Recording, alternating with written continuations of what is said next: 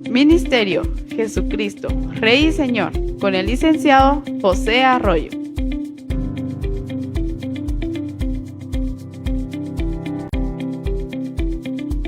Ya viene.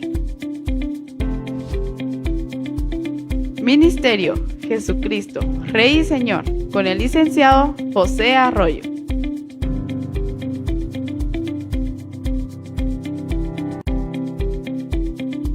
Ya viene. Ministerio Jesucristo, Rey y Señor, con el licenciado José Arroyo.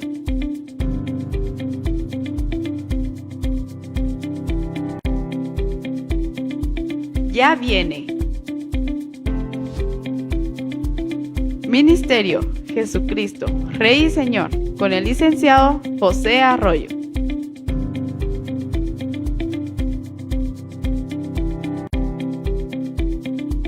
Ya viene.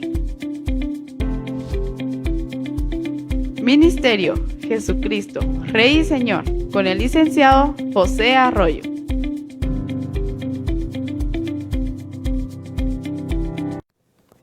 Muy buenas tardes, nuevamente estamos acá en los estudios del canal Asfavisión para un programa del Ministerio Jesucristo Rey y Señor. Y es para mí un gran privilegio de parte de Dios poder estar ante estas cámaras de televisión para estudiar, meditar, comentar la palabra de Dios. Pero antes de empezar, vamos a hacer una pequeña oración. Padre, en el nombre de Jesús, nos acercamos a ti para rogarte la guianza, la sabiduría, la inteligencia y la capacidad de comprender tu palabra por la guianza de tu Espíritu Santo. Estamos rogando a tu divino Espíritu Santo que nos guíe, que nos enseñe, que nos haga comprender, entender tu palabra y que nos dé el poder para cumplirla. Padre, te lo pedimos en el maravilloso y poderoso nombre de Jesucristo. Amén y amén. Recuerden que en la clase anterior estuvimos viendo cómo llega un momento histórico en el que, a raíz de la muerte de el rey Saúl, los habitantes de Judá, que recuerden que es la parte sur de Palestina, nombran a David como rey. Pero está todavía uno de los hijos de Saúl. Recuerden que hablamos de Is-Boset, que es nombrado también rey de la parte norte, ¿verdad?, de Israel. Y es nombrado nada menos que por el general Abner, aunque Abner posee el título de capitán en ese tiempo. Pero por la acción política que vemos que realiza Abner, podemos deducir que realmente Abner era el general, ¿verdad? Era el más importante caudillo o general o el líder del ejército de Israel, ¿verdad? Entonces, Abner, o gracias a Abner, es que se nombra a Is-Boset, hijo de Saúl, como rey de Israel. Pero este reinado sabemos que dura solo 2 años. Y recuerden que llega un momento en el que Is-Boset comete el error de reprocharle a Abner que él ha tomado a una concubina que era de Saúl por mujer, y a esto no le agrada a Abner, ¿verdad? Entonces Abner le recrimina a Is-Boset y le dice algo así como: ¿por qué me molestas con esto de una mujer, verdad? Como que si la mujer en este sentido fuera la misma madre de Is-Boset. No era, porque era solo una concubina. Entonces era una mujer específicamente que ustedes saben que en esa época estaba destinada a ser como amante, pero ya hablamos de eso. Era en ese entonces una amante autorizada, ¿verdad? Entonces todos los reyes de Oriente, también los de China, los de Japón y los de esas naciones que son completamente orientales, tenían esa costumbre, ¿verdad? Al menos en la antigüedad, incluso durante la Edad Media, los grandes imperios, los reyes tuvieron la libertad de tener más de una esposa y además de eso concubinas. Recuerden que respecto de eso hablamos acerca de David, que David cuando es nombrado ya rey había sido nombrado rey de Judá y luego es nombrado rey de Israel. Recuerden que hicimos el resumen en relación a que a raíz de que Is-Boset defrauda a Abner, Abner va y viaja donde está David. Recuerden que David ya ha tomado la ciudad de Jerusalén y la ha bautizado como la ciudad de David. Allí es donde Abner llega y él le propone a David algo así como un convenio, un pacto, y es el de transferir el territorio de Israel a la autoridad de David, ¿verdad? A lo cual por supuesto que David está de acuerdo, pero recuerden que se da un conflicto y el general de David asesina a Abner, tanto que recuerden que David hace una endecha también. Recuerden que David ya había hecho una endecha o un poema triste, por así decirlo, ¿verdad?, acerca de la muerte de Saúl y de Jonatán. Pero también a raíz de la muerte de Abner, también David hace una endecha, ¿verdad? Y estuvimos viendo que también a raíz de que muere Abner, entonces le es transferido el reino a David, le es transferido el reino de Israel, y David se convierte en el rey de todo el territorio de Israel, ¿verdad?, de las 12 tribus. Entonces, en el estudio anterior nos quedamos en la parte donde David ya es el rey de todo Israel, ¿verdad? Es el rey de Israel, el reinado que tenía Is-Boset, porque recuerden que también se infiltran, por así decirlo, dos hombres a la casa de Is-Boset, e Is-Boset, recuerden que lo platicamos en la clase anterior, Is-Boset estaba tomando la siesta y estos dos hombres, entraron, lo asesinaron y lo decapitaron, y toman la cabeza de Is-Boset y se la llevan a David. Pero resulta que a David no le agrada este acto, porque no fue una orden dada por David, sino que fue una decisión de estos dos hombres. Y recuerden que a raíz de eso, David ordena la muerte de estos hombres. Entonces, recuerden que estos hombres asesinan a Is-Boset, le cortan la cabeza, pero a su vez Joab, que es el general del ejército de David, es el que asesina a Abner. Entonces, por un lado, Joab asesina al general Abner, que es el máximo guerrero de Israel, ¿verdad? Y por otro lado, estos dos asesinos matan al rey, a Is-Boset. Entonces, ya sin un general y ya sin un rey, el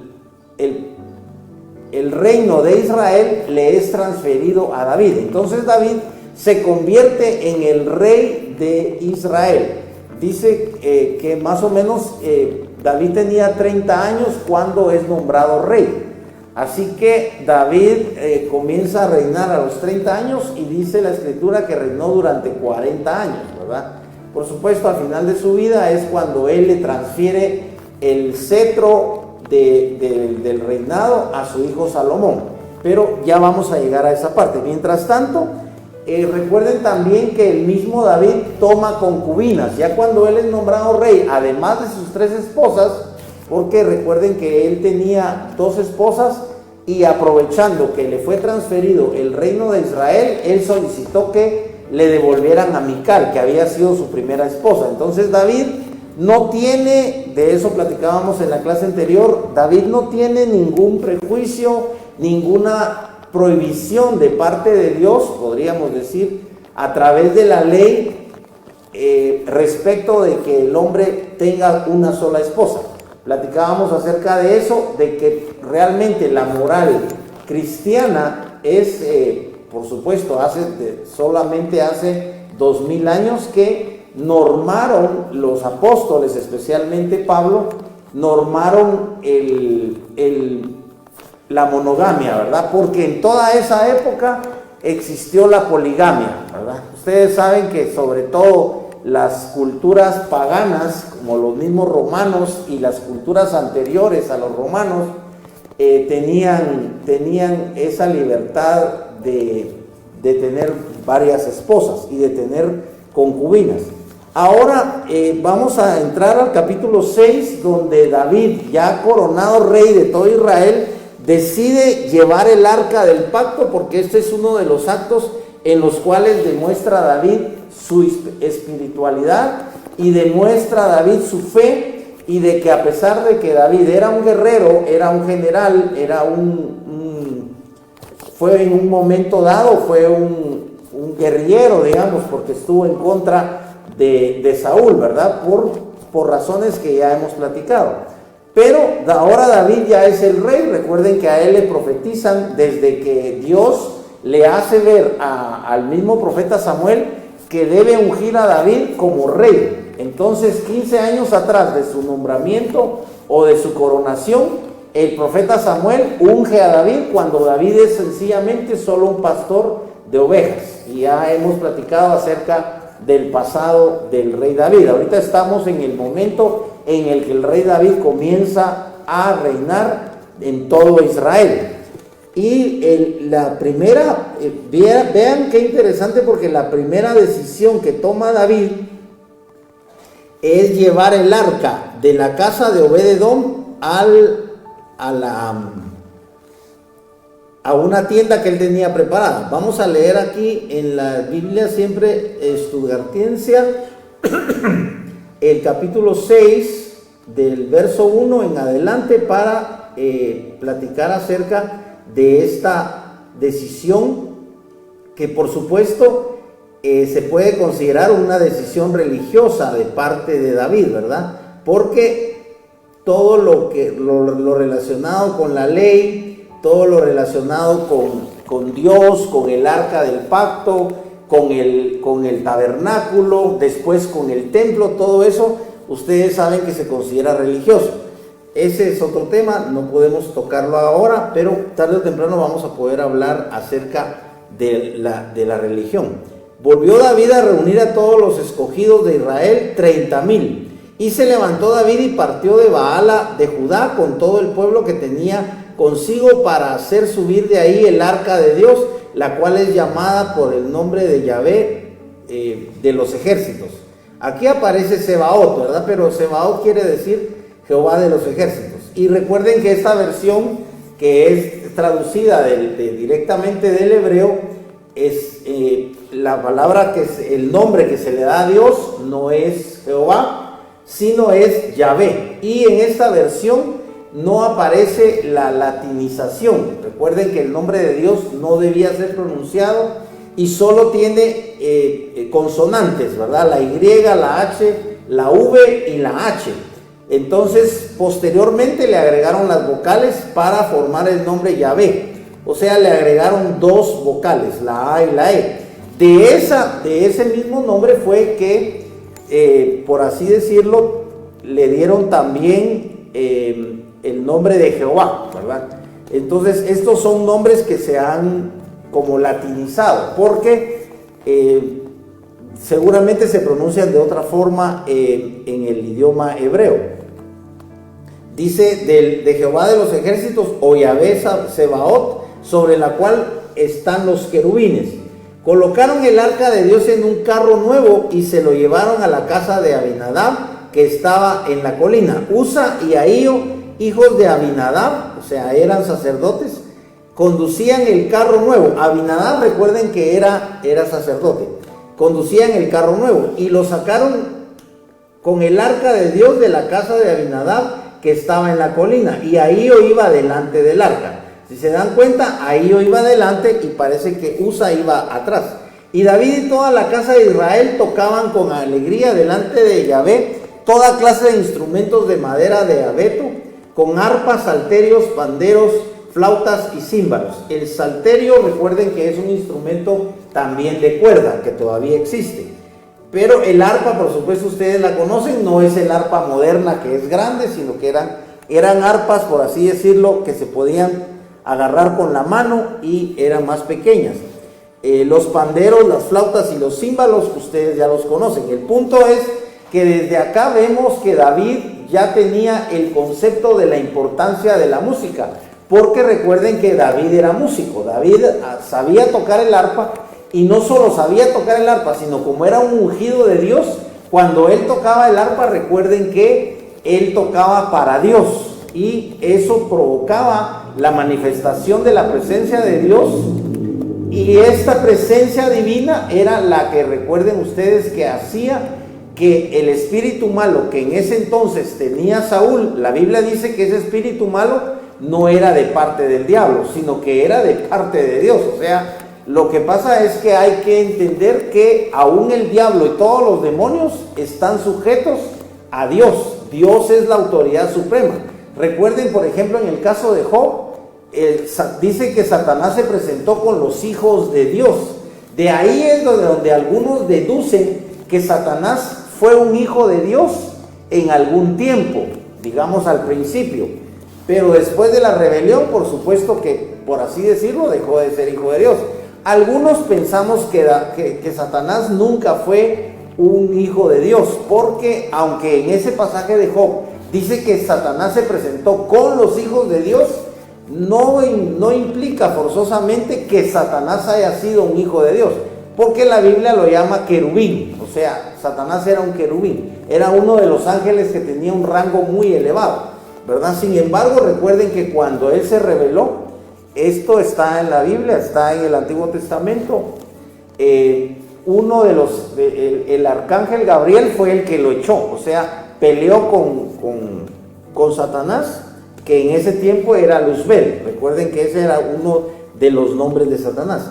El punto es que David era músico, y aquí vemos que él toda su vida siguió en relación con la música, aunque era un guerrero y aunque tenía que matar, porque él seguramente mató a más de 1000 hombres, ¿verdad?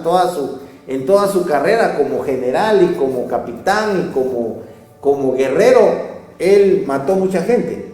Y recuerden que esa fue la razón por la que Dios no quiso que él construyera el templo, pero el templo lo construye después su hijo Salomón. Pero aquí estamos viendo que él sencillamente está trasladando el arca del pacto. Ahora vean lo que pasa. Pero cuando llegaron a la era de Nacón, Usa, recuerden que iban dos, ya leímos, Ahío y Usa, pero Usa iba atrás. Entonces cuando llegaron a la era de Nacón, Usa alargó su mano al arca de Dios para sostenerla, porque los bueyes tropezaban, y la ira de Yahvé se encendió contra Usa, y Ja Elohim, es otro nombre de Dios, lo hirió allí por aquella temeridad, y ahí cayó muerto junto al arca de Dios. O sea, era prohibido que tocaran el arca de Dios. Recuerden que el arca de Dios era una caja de oro.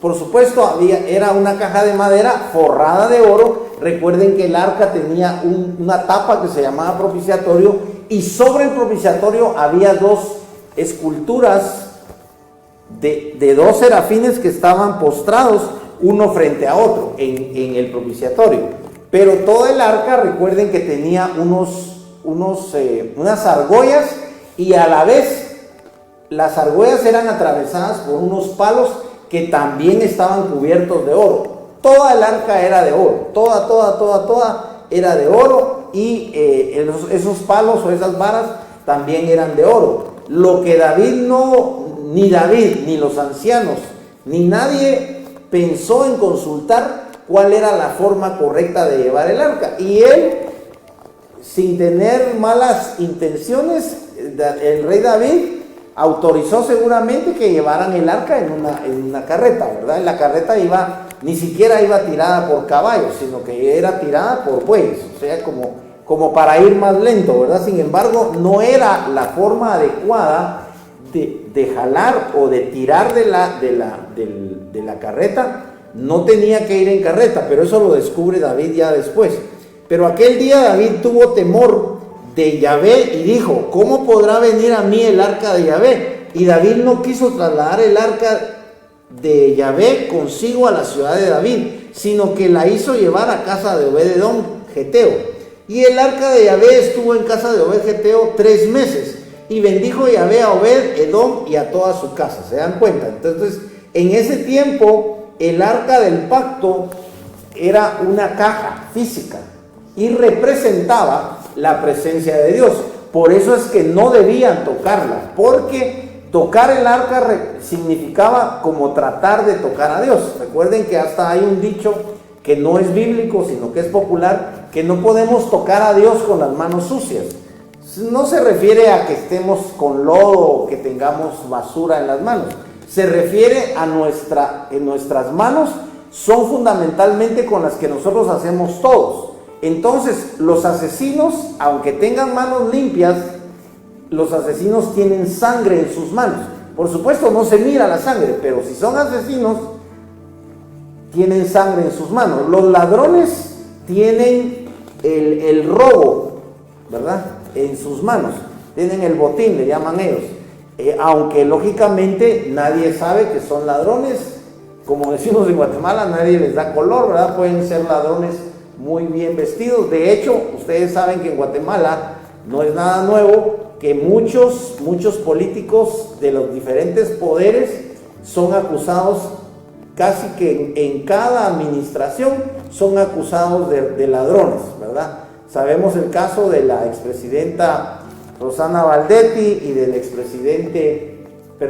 vicepresidenta, ¿verdad? Y el expresidente Otto Pérez, que están presos todavía por ese acto, ¿verdad?, inmoral. Pero sabemos que en Guatemala muchos políticos también roban y nadie les demuestra nada. ¿Cómo lo hacen? Solo ellos saben, ¿verdad? Porque este asunto del robo, ustedes saben que es bien delicado. Entonces, volviendo acá, David deja el arca en la casa de Obed-Edom, y esta casa es bendecida gracias a que allí dejan el arca. Ahora, después más adelante, ya David se da cuenta y entonces estudian, por así decirlo. Por eso es que es muy importante la escritura, porque ya estaba escrito cómo debía ser el arca, cómo debía ser llevada el arca. Quería decirles, por ejemplo, que actualmente el arca ya no es una cosa como en esa época, era una caja, ¿verdad? Entonces es una caja de oro, pero era una cosa, porque esta mesa es una cosa, un sofá o lo que ustedes tengan en su casa son cosas, ¿verdad? Pero el arca era una cosa, solo que era una cosa de oro muy delicada, representaba la presencia de Dios, que es divina. Pero fíjense bien que representaba la presencia de Dios, pero no era la presencia de Dios. ¿Por qué? Porque definitivamente desde el Decálogo Dios deja claro que no es posible hacer imagen de Dios. Eso es muy importante. El arca representaba la presencia de Dios, pero no era la presencia de Dios, porque la presencia de Dios es Dios mismo. Y por eso Dios les dijo, no hagan imagen, recuerden ustedes, no hagan imagen de lo que está en el cielo, de lo que está en la tierra, ni de lo que está debajo de la tierra, y no las honren. Eso fue lo que ustedes lo pueden encontrar en el Éxodo, en el capítulo 20, allí está el Decálogo. Para los que todavía no lo sabían, pueden buscarlo y pueden leerlo, y aparece en primer lugar la prohibición sobre la idolatría.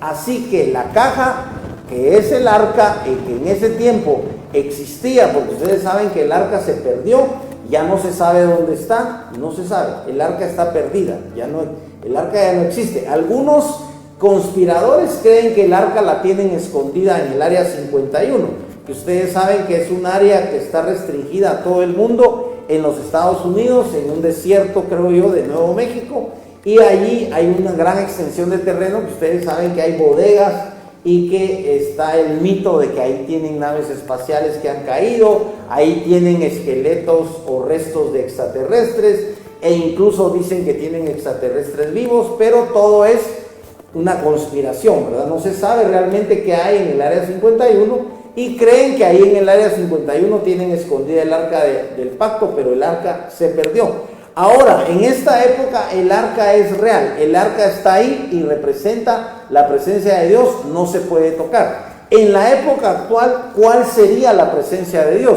Y como vemos que en el arca, en primer lugar, tenemos en la parte de afuera, tenemos el propiciatorio, que era donde precisamente el nombre viene de propiciación. Recuerden que propiciación es un acto en el cual Dios es propicio al hombre.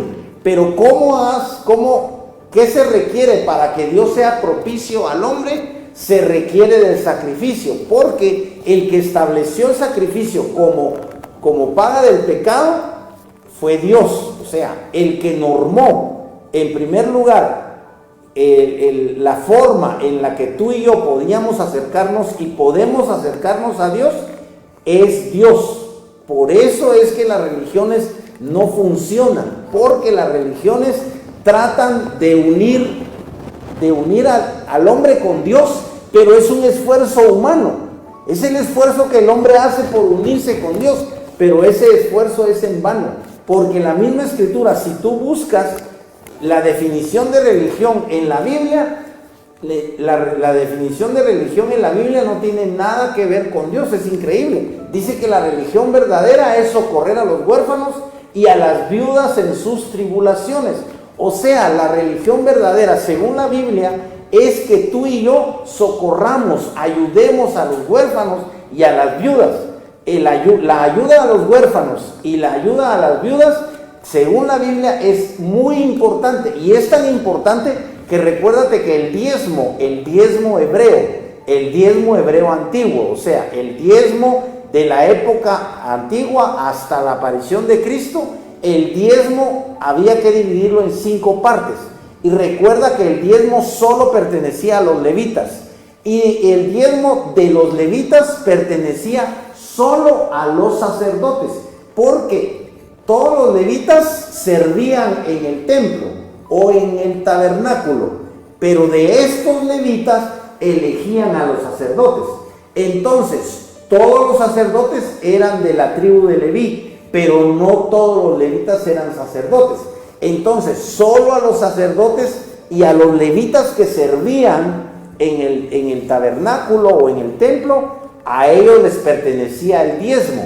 Y el diezmo, recuerda que originalmente no era dinero, sino que eran bienes. El diezmo eran animales, era el producto de la tierra, eran diferentes especies los que se podían diezmar, ¿verdad? Entonces, porque recuerden que Cristo habló de diezmar el comino y la cebada, y el comino y la cebada no es dinero, sino que, y Cristo no dijo diezmar el producto del comino y la cebada. Cristo fue explícito y dijo diezmar el comino y la cebada, o sea, diezmaban el grano, les llevaban grano a los levitas, a los sacerdotes. El punto es que de esos diezmos, la quinta parte era para los huérfanos y las viudas, porque la Escritura siempre ha tenido en cuenta a los desvalidos, a los pobres, a los desamparados, ¿verdad? Volvamos acá, porque entonces David ahora decide llevar el arca como debe ser, desde el verso 12, estamos en el capítulo 6. Y fue dado aviso al rey David diciendo: Yahvé ha bendecido la casa de Obed-edom y todo lo que tiene a causa del arca de Dios. Entonces David fue e hizo subir con alegría. Fíjense, ven, otra vez, o sea, él ya había sufrido lo de la muerte de Usa, pero ahora va otra vez con alegría. Dice: David hizo subir con alegría el arca de Dios de la casa de Obed-edom a la ciudad de David. Esa era la intención de David, tener el arca. Miren qué importante, porque David ahora es el rey de todo Israel, de la parte norte, que era Israel, y de la parte sur, que era Judá. Ya él es rey de toda la nación. Entonces ese es un momento histórico muy importante, porque con el hijo de David, que es Salomón, el reino o la nación de Israel llega a su época clásica. O sea, no ha habido ni siquiera actualmente en el siglo XXI, que ustedes saben cuán desarrollado está el ejército de Israel. El ejército de Israel está muy desarrollado porque tiene máquinas de guerra, tiene robots, tiene armas modernas, tiene tanques, tiene aviones. Y ustedes saben cómo está actualmente el ejército equipado, el ejército israelí, ¿verdad? Entonces, pero la época de oro del pueblo de Israel fue en la época del rey Salomón, porque dice que en la época de Salomón La plata, que para nosotros la plata, ustedes saben que es un metal precioso o semiprecioso, ¿verdad? Porque mucha gente se pone cadenas de plata, anillos de plata, esclavas, y las mujeres usan aretes de plata, etcétera. Dice que la plata era como piedras porque estaba tirada en las calles, estaba tirada era algo como que era hierro, ¿verdad? Como que era plomo, algo que no tenía el mismo valor que ahora tiene. Y fue así que cuando los portadores del arca de Yahvé caminaban 6 pasos, entonces él sacrificaba un buey y un carnero cebado. Si se dan cuenta, aquí David está acatando la ley de los sacrificios, de los holocaustos. Recuerden que había 2 tipos de holocausto o de ofrenda. En ese tiempo, ese era el concepto de ofrenda. Yo sé que para algunos es como el agua azucarada, ¿verdad? Que les estoy diciendo algo que ya saben, pero otros no lo saben. Algunos piensan que la ofrenda es dar dinero en la iglesia, y originalmente no era el concepto de ofrenda ese, porque originalmente no existía la iglesia, no existía la asamblea, no existía un culto en el concepto moderno de culto. Porque aunque existían instrumentos, aquí estamos viendo que para nada, si ustedes se dan cuenta, para nada utiliza la palabra culto. Porque en esa época, en la época de David, que estamos hablando unos 1000 años antes de Cristo o 950 años antes de Cristo, el culto estaba íntimamente relacionado con el sacrificio.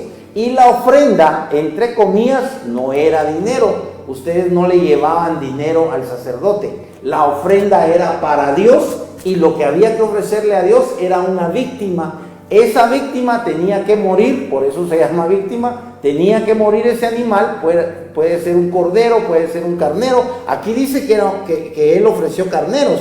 Podía ser un buey, podía ser un becerro. O sea, era un animal que tenía que morir. ¿Por qué? Porque el que estableció que la paga del pecado es muerte es Dios.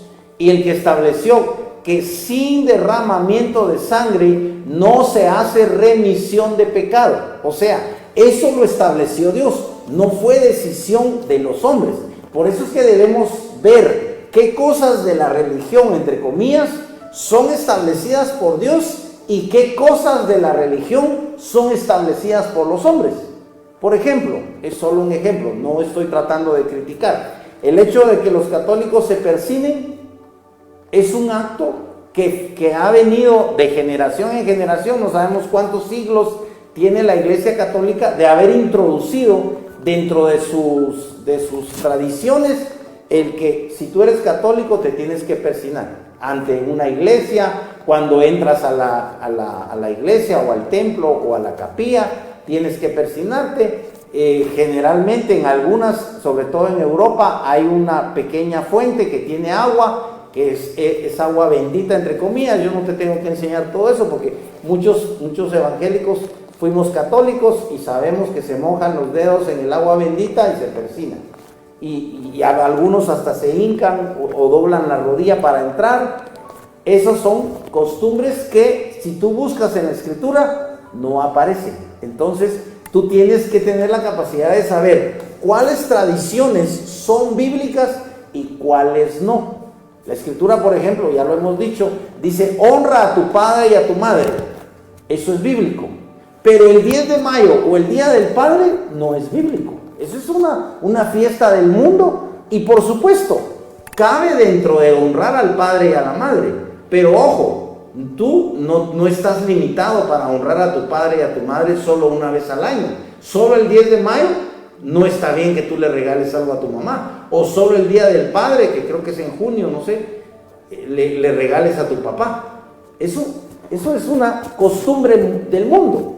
Es buena, como el Día del Cariño, ¿verdad? El Día del Cariño, si tú quieres, sobre todo los que tienen novia o los que son casados y realmente aman a su esposa, que ya viene el Día del Cariño porque es en febrero, le regalan algo. Eso es bueno, pero para nada tiene que ver con la Biblia. Eso no tiene nada que ver con la Escritura, como la Navidad, por ejemplo. Pero vamos a volver acá, porque estamos en este tema. Y David entonces hacía ofrenda. ¿Qué ofrendaba David? No ofrendaba dinero. David ofrendaba animales que había que matar. Dice que ofrendaba un buey y un carnero cada 6 pasos. Voy a repetirlo. Dice, cuando los portadores del arca de Yahvé caminaban 6 pasos, entonces él sacrificaba un buey y un carnero cebado. Y David danzaba con toda su fuerza delante de Yahvé. Fíjense el alcance, eso es muy importante, porque miren el alcance que tenía David acerca de la expresión del gozo. ¿Cuál es la expresión del gozo tuyo? Por ejemplo, cuando alguien se convierte en padre y sale el médico o sale la enfermera de la clínica y le dice: felicidades, don Juan, usted es padre de un bebé varón sano, completamente sano, gracias a Dios está sano el bebé, puede ver, puede oír, es un bebé sano, lo felicito. Entonces el padre, que es su primer hijo, salta de la alegría. ¿Por qué? Porque es una expresión de gozo. ¿Cuándo tú has tenido suficiente gozo como para brincar de alegría? Si tú te ganas 100,000 quetzales en una rifa, no digamos si te ganas $500,000 o $1,000,000 de quetzales, te aseguro que te pones a saltar. ¿Por qué? Porque es algo maravilloso, te ganaste 100,000 quetzales. ¿Y cuándo reúnes tú 100,000 quetzales?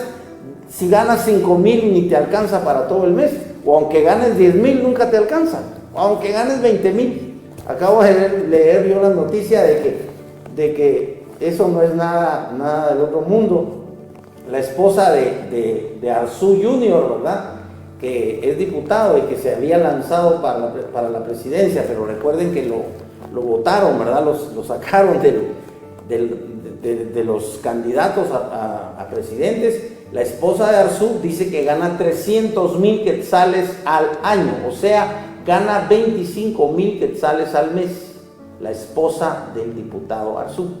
Entonces, eso en Guatemala no es nada nuevo, pero les estoy contando que si alguno de los que ganan 5,000 quetzales de repente les dicen: mire, le ofrezco este trabajo y va a ganar 25,000 quetzales, el día que él firma el contrato donde lo contratan y le van a pagar 25,000 quetzales, o el día que él recibe sus primeros 25,000 quetzales, les aseguro que sale, que brinca del gozo. Aquí David estaba brincando del gozo de que llevaba la presencia de Dios a través del arca del pacto. Dice: y David y toda la casa de Israel hicieron subir el arca. Y cuando el arca de Yahvé entró en la ciudad, vamos a ver, David danzaba con toda su fuerza delante de Yahvé, y David estaba ceñido con un efod de lino. Recuerden que el efod era un manto corto, era como una falda. Ustedes saben que en el oriente, digamos, los chinos, los japoneses, recuerden que no se visten o no se vestían como nosotros, ¿verdad? No usaban pantalón, sino usaban vestido prácticamente, solo que era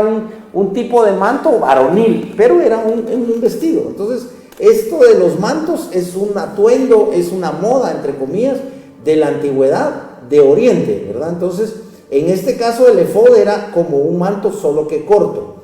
Dice, miren, efod de lino. Y así David y toda la casa de Israel hicieron subir el arca de Yahvé con aclamaciones y al sonido del shofar. Aquí es donde viene el uso del shofar. Ustedes conocen algunas congregaciones en las cuales, sobre todo Elim, o iglesias que fueron de Elim, como la iglesia de Fernel Monroy, que se llama la casa, creo que se llama el refugio de la oveja, así se llama la iglesia del pastor Fernel Monroy, que yo les comenté que yo soy amigo de Fernel Monroy desde que él era adolescente, desde que él era soltero, y precisamente en compañía de Fernel, gracias a Dios, fuimos a la iglesia Shekinah de la zona 10, que en ese tiempo la pastoreaba la hermana Charlotte, que es norteamericana, pero ahora la pastorea su hija Débora y el esposo, que es guatemalteco, pero Débora, la hija de Charlotte, es americana. El punto es que en esa iglesia, imagínense ustedes, como dice Chespirito, hace 200 años, Dios me bautizó con el Espíritu Santo, fue en el 84, estamos hablando de hace 40 años. Entonces, el punto es que ahí en las iglesias de Elim es donde se usa el shofar. De hecho, ustedes ven videos de Fernel Monroy de conciertos, y él usa, parece que sus videos salen como con el sello de salmodiando, parece que así le llama él a la casa que produce su música.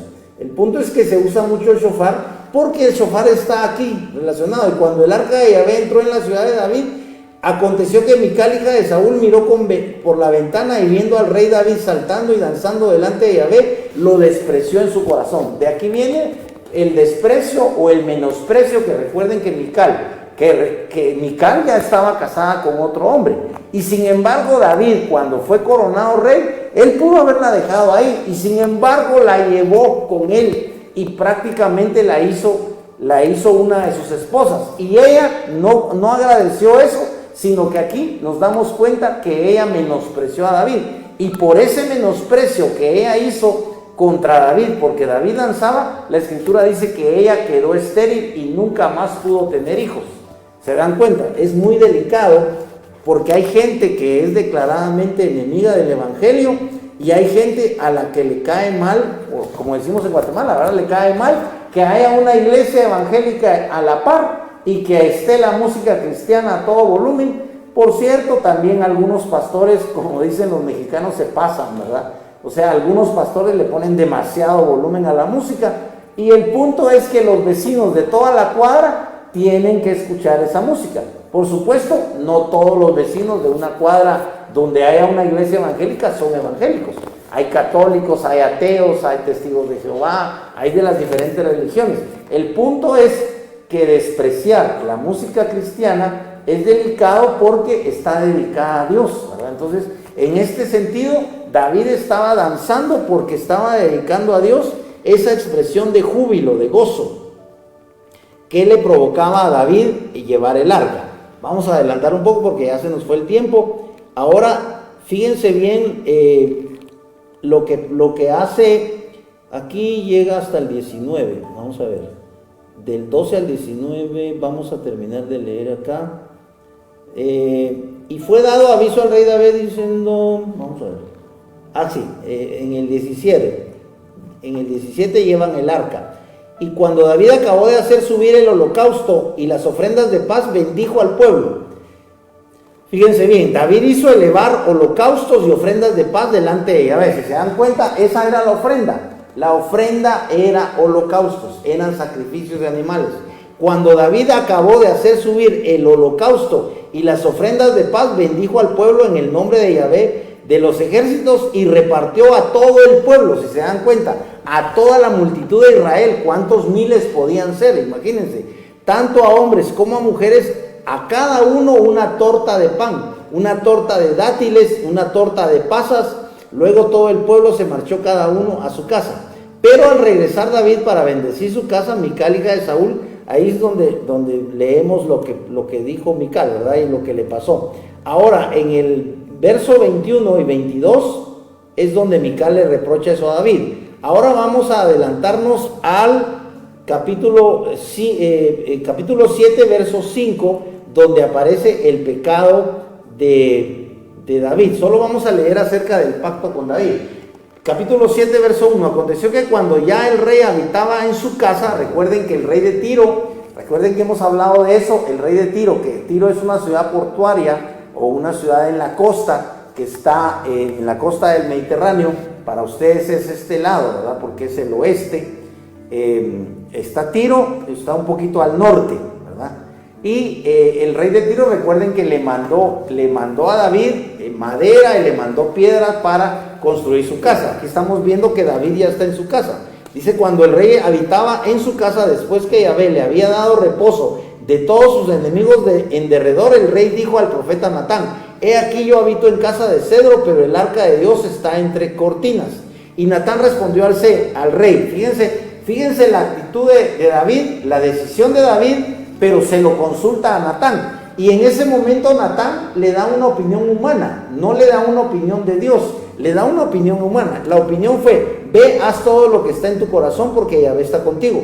Pero aconteció que esa misma noche llegó palabra de Yahvé a Natán, diciendo, fíjense bien, este es uno de los fenómenos que pasaba con los profetas, que dice que los mismos profetas escribieron, cuando ustedes leen, dice, vino a mí palabra del Señor. O sea, de alguna forma Dios te hace oír una palabra que no es del hombre, no es de tu mente, sino que es la voz de Dios que de alguna forma viene al profeta, y el profeta está consciente de que no es su mente que le está jugando una broma, no es idea de él, sino que efectivamente viene la voz de Dios de una forma sobrenatural. Y Natán respondió al rey: ve y haz todo lo que hay en tu corazón. Pero aconteció que esa misma noche llegó palabra de Yahvé a Natán diciendo: ve y di a mi siervo David. Fíjense bien la palabra que le da Dios a David. Así dice Yahvé: tú me edificarás casa en que yo habite, porque no he habitado en casa alguna desde el día en que hice subir a los hijos de Israel de Egipto hasta hoy, sino que estuve en tienda y en tabernáculo.